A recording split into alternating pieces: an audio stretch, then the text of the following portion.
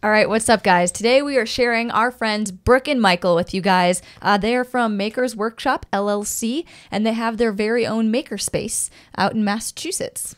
So they have lots of good advice and information on turning what they love to do like into a business, but also not losing the aspect of loving what they do. Yeah, it's a really cool couple, and we got to know them at Workbench Con a couple of years ago, and we've just been good friends ever since, and we're super excited now to be able to bring you into the conversation we had a few days ago with them, just about like managing like expectations of customers and running a business. I mean, it's just nice to have other entrepreneurial couple friends, I guess. So Right, to just talk things out with. yeah, so even if you're not a business owner, I still think you can get a lot of information out of this podcast. You'll just have to see for yourself. So let's dive right in. Welcome to the Let's Quit podcast. Quitting is not always a bad thing. If you have the right mindset, quitting can be the most powerful tool you have on your journey to success. It's certainly been helpful for us.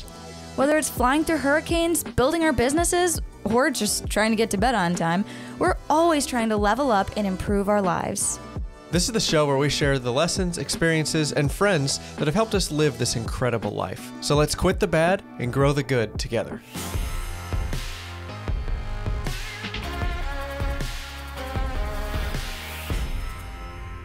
Do you guys remember how we all met the first time in real life? Real life was at Workbench Con, but we knew of you guys. In like a creepy way? That makes for a good story. No. Like we were friends with we just had like some people that were mutual friends with you guys. Mm-hmm. And then I think we'd seen a couple of your videos too. Yeah. So then we like met you at Workbench Con. We didn't like already know you, but yeah. Just my first memory was like in some hallway, like outside of an auditorium. You guys were just like standing around, and like everybody's got their like little circle of like people they're talking to, and I don't even remember who was there. Maybe Richard, I don't even know. But like the circle where you guys were was like broken open so that new people could come and talk. And I was like, oh, these seem like cool people. So we just walked up, and that was it. That was my first impression of you guys. So I remember that too because I remember Richard being there. Okay. Yeah. I remember the open circle though, but I like that move. I stand by that move. It's always good to have somebody like, constantly stepping backwards just so other people can feel included. Yes. Yeah, especially in that type of setting. It's so overwhelming. And like we're both, I don't know, like in big group settings, we're probably quieter than people expect us to be. Mm-hmm. So. Yeah, cool. So unfortunately, it's been a while since Workbench Con. I don't think we've seen you since then, unfortunately. We were going to go to, what was it called? Oh, the one in New York. Maker Camp. Yeah, Maker's Maker's Camp. That's yes. right. We had tickets and everything for that one, and then we just got really busy with Air Force shenanigans, so we had to cancel our tickets. But anyway. We kind of canceled the event for the most part, I think. No, that was 2 years ago. So it was the first Okay. one that we bought tickets for. Then that would have been the first time we met you guys because we didn't go to Workbench Con the year before that, I think. Oh, okay. Oh, okay. Interesting. Well, Yeah. Are you going to go to Maker Camp this year? I don't know. we're going to have to look at the calendar. Isn't it like October, right? Columbus Day weekend. Columbus Day weekend, yeah. Okay. Is that October? I don't know That's like holidays. Yep, October. Okay, great. Okay. A highlight of my entire year. It was a really fun weekend. Man, Oh, all good. those Instagram stories, like there's just some events you can just tell, but like everybody posts at every event, but there's some events you can tell that are just like everybody in the background is talking. It's way busier. It's like you can tell in the background when people are actually having fun at an event Right. versus somebody just showing something cool at a booth or something like that. So That's the vibe we got. and that's from- definitely one of those events. Yeah. So, all right. So, for our listeners who haven't unfortunately met you yet, introduce yourselves, what you do, your story. Take it away, Michael. All right, well, I'm Michael, and we own Maker's Workshop, which is a makerspace in Massachusetts. Before that, I owned a gallery for about 15 years where we sold handcrafted, goods, mostly on the like home goods side, like cutting boards, pots, things like that, not necessarily like paintings. And a couple of years ago, we wanted to get out of the retail, so we sold that off and switched everything over to a makerspace so we could get back more on the making side of it. Yeah, and you were Michael started doing glass and metal. That was your, I don't want to say your first career, but you did that for over 10 years. Yeah, so I know I'm like spoiling the title topic a little bit, but how is that transition going from, glass and metal back to the more of the making with the makerspace? It's been really positive so far. Okay. The gallery, by the time we were done with the gallery, it became kind of like draining. And so we were just ready for like a switch. And I'd gone into all of it because I liked making. And by the end of it, it was all just administrational type, balancing artists and marketing and all of that type of thing. There's just an effort that goes into selling your work that takes time and energy, and there's nothing against it. But after, like you said, it was over 10 years, you would constantly say to me, I just miss making stuff. I did this as my job because I wanted to make things. I wanted to be creative every day. And like, I could do this for anybody. At that point, it's like, not like, what's the benefit of working for yourself and having that flexibility? Yeah, no, that's got to be, it's got to be a long, like once you reach that point of realizing like, I got to do something else, that time before, like that transition time is just like sometimes excruciating until you can get out and into the next thing. So how was that transition, at least for you? You said it was pretty good up front, but what was it like for you? Because I think we were gonna have two different answers on that. It took a while to get to the point where we were ready to do it. Okay. But kind of the minute that we figured out what we wanted to do, it was like almost the next week, going out of business, sale going up, liquidating. Oh, wow. It was fast. That And we sounds moved fast. right into it. And we just kind of based it on when we ran out of stuff to sell. Well, Wow. You at one point, I was ready. I kind of knew you were done with it. I was like sort of over it, but I could tell you didn't really know what you wanted to do next. So it was like, okay, no pressure. I teach, and we have education programs that we run, so we were doing that. And so for me, it felt like it was forever before you were finally able to pull the trigger. But then one day you were like, I want to buy a CNC machine. I saw this cool thing and I was like, sure, whatever, like get the CNC machine, whatever. And then I don't really know exactly how it happened, but within like a month, like Michael said, it was like, we're making a makerspace, sell all the stuff, move all the stuff. We renovated the shop. And as we were doing it, it felt like it was a slow, long process. But when we look back on it, we closed the gallery in probably like spring of 2018 or 18. And then the makerspace was, the makerspace was there that summer. So I remember, Brooke, you were telling me a while ago that you guys actually came up with the idea for a makerspace sort of on your own, like in a bubble, and then you realized this whole maker movement thing was like happening in like pop culture around us. That was right about the time that we started like making content and stuff. So if you just want to talk a little bit about like that whole experience of realizing there's other people that are doing this too. And you answered this one because I don't know. You just were like found CNC machines and I started watching, like I found some of the big people on YouTube, like Duresta and Bob and Pacino. Used to like watch Pacino. Yeah. Pacino. And, they kind of were like my big like introduction to the whole like concept, I guess. And I think I originally got the term makerspace from Duresta because he used to anyway refer to his space as a makerspace quite often. Okay. But and then I started reading about it a little bit, and I found some of the ones that are like in California where it kind of like started, I guess, in the United States anyway. And in our area, it was just starting to become more of a thing. I have something to add here. I was in schools all the time. I was in, in my day-to-day life when it's not a pandemic, I'm in a billion different schools, and the schools started adding them in too. So I don't know which which came first, the chicken or the egg, but I started hearing that word because I'd see it implemented at these places. And then he was reading about it. So I think it just kind of like a perfect storm. And then it went kaboom. We're like, well, duh, we need to have one. I don't want to spoil anything from the title. Like, you know what? Let's just get into it. I was about to say, I have another question, but I'm pretty sure we should just wait until the title topic because I would say it too early.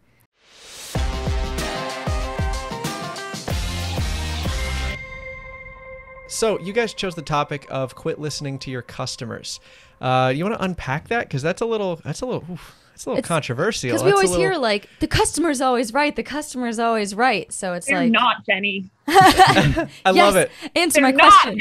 Please unpack it. Let me have it. Sometimes you're right. It's draining as heck to listen to customers. Like when we had the gallery, kind of like my wake up moment was I was walking around the shop one day and I was looking around, and we started because we wanted to sell like nice things. And I was realizing that like 50% of what we had at that point were things like pewter coins and like the $1 like impulse buys. And when you're dealing with handmade things, like what can you make for $1? Nothing. It's not creative. Like you're mass producing things, and then at the point where you're mass producing $1 things, the amount of energy that's going into needing to make the volume of sales that you need to make that work is like it's soul sucking. But at least in our area, that was what the customers that we had found were wanting. So, like the first transition that we did was like, okay, well, we're just going to get rid of this stuff, bring in the nice stuff again, and say, screw it, we're going to sell what we want to sell. And that went pretty well. It went fine, but at that point, I think we were both just so drained because we were looking around and you were like I'm just done, and I was done already. Yeah. So you guys had foot traffic to the store or to the gallery then, and then you just decided was it like overnight you just swapped all the inventory out, or did you like slowly bring it in? A lot of it ended up down just in like bins in the basement and didn't come out again until the going out of business thing. Yeah, like we were that done with it. And I think the other thing, this is specific to having a brick and mortar store, but one of the biggest things that I remember when I think back to day-to-day life when we were running the shop is when people come in the door, it's really, I don't want to say, it's just, there's like an emotional cost when you're needing to deal with customers all day, which is totally fine. But, there were times where people come in and you give them an hour and a half of your time, full undivided energy, and like, they don't buy anything. Mm-hmm. And they don't have to buy anything. Like they're not obligated if they come in, but it's just, like I said, just very taxing where your day, you only have so many hours in a day, and like those hours are gone, and you could have been making something, or you could have been, growing your business and things like that. And you just can't do that. Yeah. Wow. So help me understand like your foot traffic then. Was it just random people on vacation? Was it local community people? Were they wealthy people? Like who was your normal? Our town, the town that the shop is in, is a small town. So it doesn't really bring a lot of like tourist traffic in. It tends to be local people who are looking for just like little like birthday gifts or, things like that is what we were getting a lot of the time. And before the gallery, I was doing a lot of craft shows. And at the peak of that, which kind of led to the gallery, I was doing about 100 craft shows a year.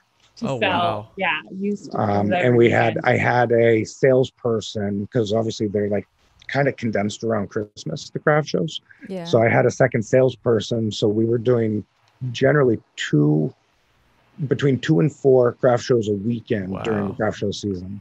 Jeez. Wow, that's a lot. But in order to, make any type of income, that's what we needed to do. You have to just make Right. Yeah.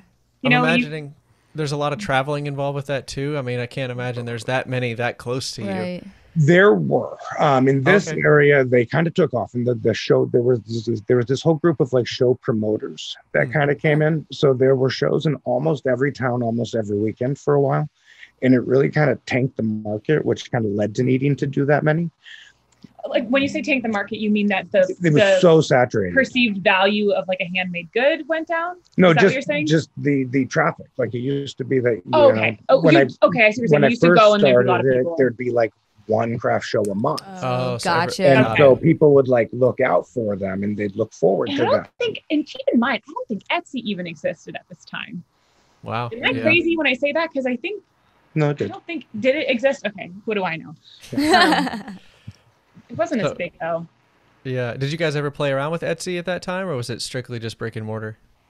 I've done Etsy quite a bit, and we have like a small Etsy shop right now. I think it's only like 5 cutting boards on it or something. Okay. And it does pretty well for what it is. Yeah, I mean, we've never looked at it as like a main income source or anything.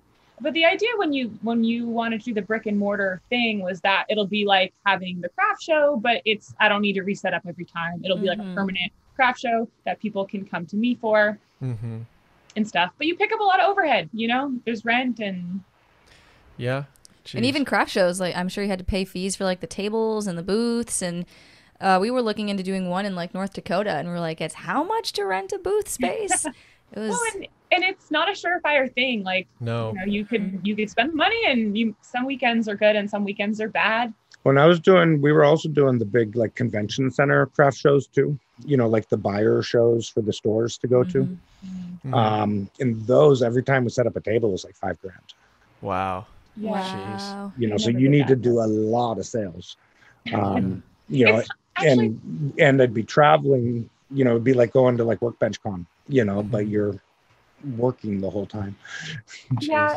And as you're talking about this too, I'm reminded of just the constant stress. I remember it being really just stressful constantly because, if you're doing a craft show, I never did the conventions or anything like that. But if you're doing a craft show, if you're opening up the shop for the day or this week, like you need to make a certain number of sales this week. Yeah. This has to happen. And versus what we've gravitated to now, we don't necessarily have that same looming immediate pressure in the same way that I enjoy day to day a lot more. I think you do too. Yeah. It's not even a right or wrong way to do it. I think it's a personal preference thing and you have to figure out what works for you. Yeah, I think that's a perfect segue. So how do we connect then how listening to the customers is not always the best thing for you to do as the business owner? Well, so like depending what type of sales you're doing, sometimes it's as simple as like if you're at a craft show, you're in a small area with the customer. And the problem is that it's very hard to differentiate who's an actual customer versus who's someone who's just looking. But we came to learn very quickly that everybody feels the need to say something before they leave in that type of setting. Especially because it's art. So they're like, wow, you're so great at art. Like they just say something. And and they tend to make comments like, oh, if you had like a 16 by 20 inch board, that's what I'm in the market for. Yeah, it's like the easy cop out or the easy cop out is like, oh, that's so expensive. It's like realistically, it's not expensive. The price is what it is. If you don't want to buy it, that's fine. But it's really easy to hear the expensive line and think, oh, well, if we had less expensive things, then they would buy it. It was like, no, they weren't going to buy it anyway, even if it was $20 less. They would just be saying something different. They'd find something different to say. Yeah. Yeah. Right. Wow. That's got to be rough too. Cause I mean, you guys like, if you're like a true, like in my mind, there's like multiple different levels of makers. Yeah. And at the top of that pyramid are the artists, which I would definitely put you guys in that category where you literally pour your heart and your soul into whatever it is that you're doing. Of course, to varying degrees, not that the people at the bottom are terrible, everybody's included, but like, it's so sad to hear people like spend so much time, so much effort, so much energy on something, and then to just like either not have the platform or just not be in the right place at the right time with the right customer to convert the sale. Or even like realize that some customers are just not the right customers. Kind of like what you're saying. Like it's not expensive. It's clearly just not for you. Not for you, and that's okay. Yeah. Right. But we want to maximize our efforts where we find people where it is for them. Right. Yeah, sorry, I didn't mean to cut you off, David. No. So I was just going to segue into like, I think that's really cool with what you're doing with the makerspace because you still get to scratch that itch of, being an artist and pouring your heart and soul into your work, but you're, correct me if I'm like misunderstanding, but like you're tying your income to something that is not your own artwork. It's just facilitating other artists to come in and do that, which is a much more sustainable model than trying to find, a ton of people that appreciate your specific style of artwork.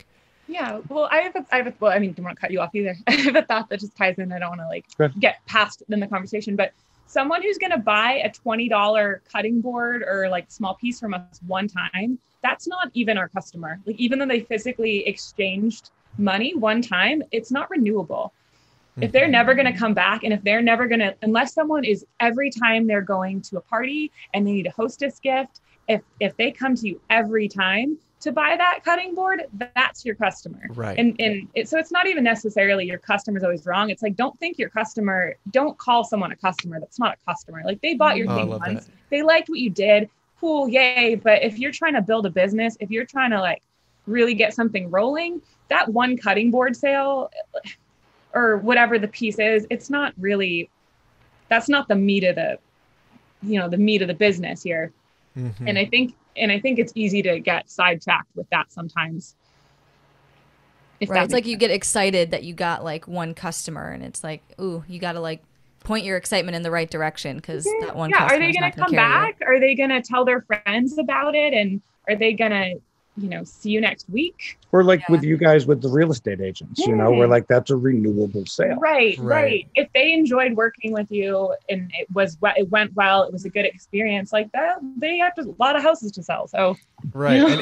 And even in that extent, like a lot of times we'll remind each other, like the real estate agents aren't even our customers. Yeah. They're just the people that we're using their network to then find our customers who have an empty house that needs furniture. So it's, like we love our realtors and we love supplying them with boards, but we got multiple levels of customers. And I think that like that was the number one thing, like when you were first telling your story, that was the number one thing that we underestimated when we started our business too, was just how much time, effort, and energy has to go into the customer and keeping them happy and setting expectations and finding the right person and the follow-up and all that. So, well, especially with doing like we learned a lot of this in custom work too. I feel like any creative work you do for people can get difficult, and you felt this in like web design too, because everybody knows what they don't want. I don't like that color. It's just a little too expensive. If it could be 16 by 20 instead of 18 by 12, but a lot of people don't know what they do like. And that's the difficult part, is making people spit that out. And it's even harder with art because like, you shouldn't try to put art in a box like that of like needing certain dimensions. So funny because one of Michael's rules, because people will be like, oh, can you make me a piece? He's like, yes, but you need to be really vague with me. Like that's his biggest rule with anybody. That. Where he's like, no, I need dimensions. I need to see like a picture of the room it's going in. And you can give me like one constraint, and that's how you work. You won't do anything besides that. Yeah. One of the biggest mistakes that I made in the very beginning with the craft shows is everybody said when you start doing like Etsy and when you start doing the big trade shows that you need to do a production catalog. And I found that to be miserable because I'd be making the exact same thing over and over and over. And I like making something once and then moving on because I've already made it at that point. And I'm not going to really learn all that much more or get a lot of growth for me if I'm just making the same exact style of cutting board. Or table. I feel like we're throwing cutting boards under the rug here. Like they're fine. We love cutting boards. But it's a simple project, but I get what you're saying. So it's more that it just becomes really repetitive and really boring. I don't find that to be like mentally challenging for me at all. Well, the reason why you wanted to be a maker and artist, like as your job, is because you like doing, not doing production factory style stuff. Yeah. And one of the things that I really like about the makerspace concept is that oftentimes I'm helping other people make their projects. Yeah. So it's things that I wouldn't have even necessarily thought to try to make. I would rather do that than make something that I don't want to make today. Like I'd rather be sitting and not get to make any of my own work today, but be sitting with somebody working on something. I'm like, I don't really know what direction you're going with here, but I'm excited to come with you. Like, let's figure this out. That to me is way more gratifying even than needing to, like you said, repetitively make something out of a production catalog that I designed 2 years ago. And that the reality is people probably only actually like ordering one item out of. More often than not, it's probably going to be the same thing that has the mass appeal. Yeah. Right. Yeah. So talk about that, like towing that line, because like in my mind, I feel like at least with our business model, we have to play that game a little bit. We've got to have one or two staple products like the $1 trinkets or the impulse buys or like that's charcuterie boards for us. I'm sorry. I don't like making them. I don't like making them. Like they're hot right now. They're hot and we can get pretty much anybody to bite on one. Mentally, I've put it in a part of my head that's like, you don't have to do this forever. You're just making these for just to make some money so that you can build the stuff you actually want to build later. It's like doing the dishes. You have to do it. Like it's a chore. It's not the end goal. Yeah. Otherwise you don't get to eat steak if you don't do the dishes. So exactly. Yeah. And if I understand your long-term goals with it, that's going to be the first thing that's eventually handed off to the shop hand once you have that. Correct. Absolutely. We've already handed it off. We've already handed quite a bit of it off. Yeah, so we got, I don't know how much this thanks. I don't know how much for this we told you in the DMs or whatever, but like Jennie's brother is out here helping us. Just like our first pretend employee, we're calling him the unpaid intern. Or the boy. We joke around and we call him the boy. Right? That's the best. That's the best like kind. That's like the point. Right. So we already have him set up. We got him a checklist. He's got a little binder, and every morning he's got to check the business phone and the email to see if there's any like new orders that come in. And he basically does all the order fulfillment. So he does all the engraving, all the graphics. And he checks that every day for us. So that's been He's already insanely taking helpful. care of one while we were gone. We had to go fly with the Air Force, and we're like, oh, hey, dude, we got an order. So remember what we talked about literally yesterday? Oh, you yeah? need to do this. And he did fantastic. And so we're like, hey, this is a good sign that this is something that's very, passable to other people that we could easily hand And then off. we can focus on designing the big kitchen table and stuff like Yeah. that we're going to donate for this auction coming up. So yeah, you guys hit the nail on the head. It's Yeah. just, it's a tough balance to find, and everybody's got to find where your comfort level is and what you're willing to do and what you're not willing to do. It's an inherently creative job, and if the way that your day-to-day life flows wrecks your creativity, like it's not going to work anyway. So what are you doing? You're shooting yourself in the foot before you've even started. Mm-hmm. Yeah. I'm curious to ask you guys. So I feel like having that thought process, like, hey, long term, if you don't like it, it's not going to be sustainable. So like figure out a way to do what you love and make it sustainable. Do you guys have like some sort of like a business vision or like a mission? Do you have like a business plan where you like wrote that out for yourselves? Because I know for us, Wrote like it out. it helped to get it on paper, or like, I don't know, is that like, do you have a vision for what you guys love doing? I mean, the short answer is that we just love making things in all different varieties and different types of things, and we love learning new skills. And so one of the biggest advantages for us with the makerspace transition is that it kind of switched that income to more of a subscriber type. It's subscriber, so we know exactly how much money we have on what days and it's coming in, which is great. I mean, one of the biggest things that's difficult for us when we're working together is that Michael is like not a list person at all. Like planners, no, we don't know them. Pen and paper, like no, he just is, and that's fine. And I enjoy it, Michael, about you. But I'm a list person where I'm like, what are we doing? like we need some sort of plan. So we don't have a specific like written plan, but we have a very full understanding of exactly where we're piloting this thing. Cool. And we want to be able to know what the income's going to be next month, and like, and be able to just focus on making cool stuff, helping other people make cool stuff, and have the makerspace continue to roll and do its thing. And we like making content. We want to keep doing that. And for me, and I know this is different than for a lot of people, but one of my biggest rules when I'm making something is I don't make it with the concept of selling. Ever. Yeah. Because the minute I start doing that, I start focusing more on like, well, what would other people want? And so I find that I get a much better product at the end if I just make it. And that's not to say that I won't sell it, but I don't make it with the intention of selling it. Yeah. Okay. I think long-term business wise, we just want to be able to maintain that standard. I don't like that word, but that mindset around it, around the actual making of the items. Yeah. So Michael, quick question on that. Like, is that a learned behavior for you, or have you always sort of been that way? I've always been that way with what my ideal has been, but I haven't necessarily always behaved that way. I think that the actual like behavior was probably learned over lots of years of making things that I didn't want to make. Right. And I mean, at some level it turns into abuse of like, you're just abusing yourself for other people's sake, and you're not getting your, fair shake of the deal. And so, yeah, that makes total sense why that's no, and that word sounds so aggressive, but when you think about it over so many years, it feels like that. It's like, what am I doing? Yeah. Well, and with what the main part of our business is now, which is helping people make, by making just the things that I want to make and then helping them, I'm picking up more skills that I can hopefully then share. Yeah, totally. Right. Well, you're scratching both itches. You're expressing your own creative abilities, but you're also helping out somebody else. So the tension is like relieved every so often. It's like a seesaw. Like it's got to go. Yeah.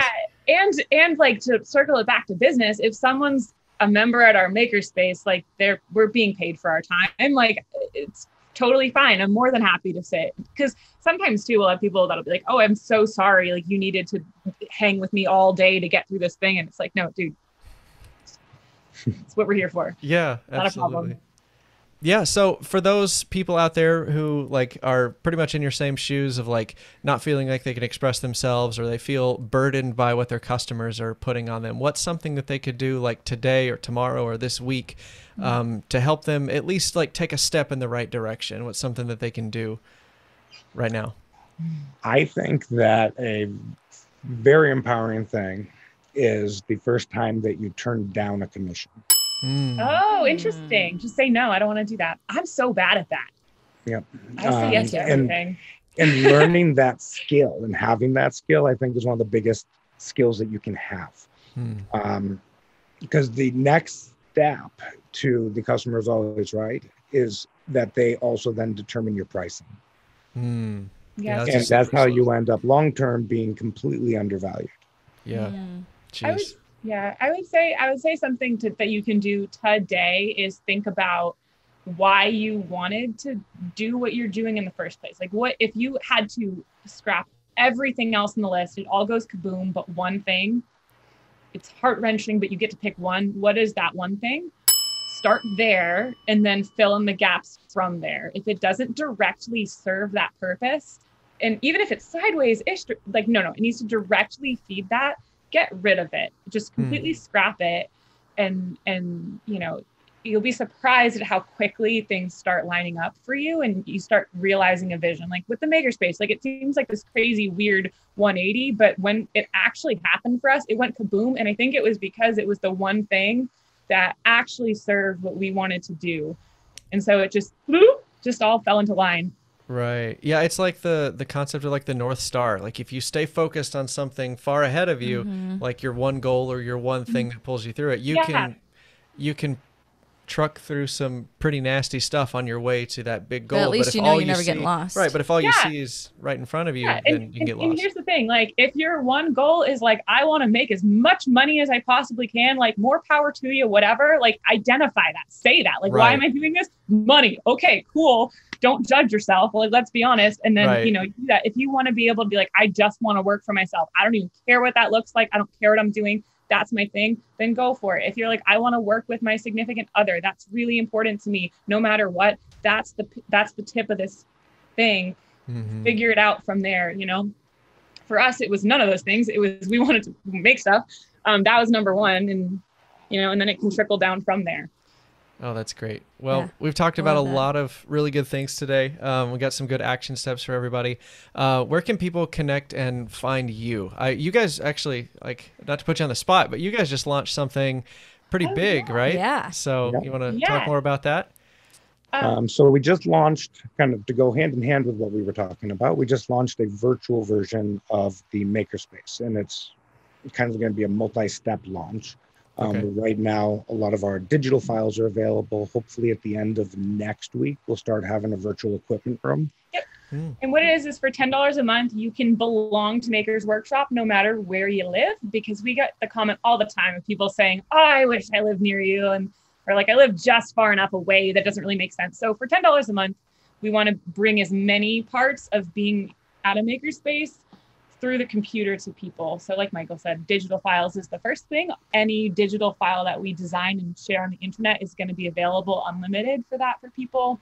And there's a billion other features. So if you go to makersworkshop.com and click on the virtual makerspace button, it's all lined out for you. Perfect. All right, great. And for anybody listening, we're going to have that in the show notes or the YouTube description, depending on where you're listening to this. We'll have all of that available for you. But other than that, if somebody wants to just send you an email or a DM, where should people funnel to harass you with their questions? We're very active on Instagram, so they can DM us on Instagram. It's at Makers Workshop LLC. At Makers Workshop is taken. Oh my gosh. Okay, well that's awesome, you guys. I'm so glad we could get together and do this. Yes, thank you so much for hanging out with us. Once this pandemic is over, we should definitely hang out again very soon and often. All right, guys, thank you so much for joining us for this conversation. It was an absolute blast to talk with them again and go more in depth. They've got an extra 10 minutes that they have sent to the Stud Stack, so they kept talking with us for a little bit longer on the show just for the guys and girls in the Stud Stack. So check that out if you're interested. If you're another maker, entrepreneur-ish type person, that'd be a great place for you to jump in and get help from 50 other people that are also running businesses. Yeah, we basically just dive a little deeper than we do here on the podcast. So if you want a little more clarity or answers on any of our topics, business-related stuff. Yes, business-related stuff. That's definitely the place to find it. Also, we would love a rating and a review on the podcast app of your choice for the show, and share it with your friends. And yeah, that's pretty much all we got. Thanks again for watching, and we'll catch you on the next one.